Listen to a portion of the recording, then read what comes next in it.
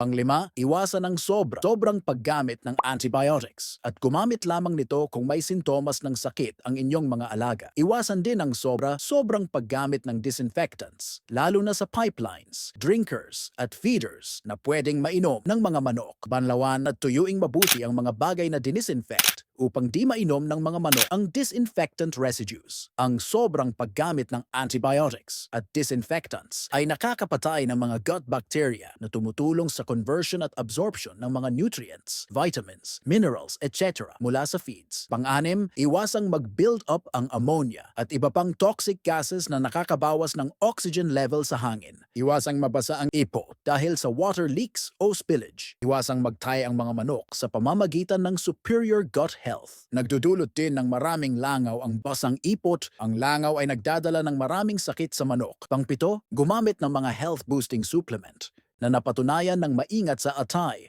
at nagpapalusog ng bituka ng inyong alagang manok. Nasa 70% ng immune system cells ng lahat ng hayop ay nasa kanilang bituka. Pag malusog ang bituka, malusog din ang hayop at efficient ang absorption ng lahat ng nutrients mula sa feeds. Ang ProGastro Plus at ProGastro Gold ay ang inyong mapagkakatiwalaang partners para sa mas mababang FCR. Nasa comment section ang part 1 kung paano pababain ang FCR. Maraming salamat po!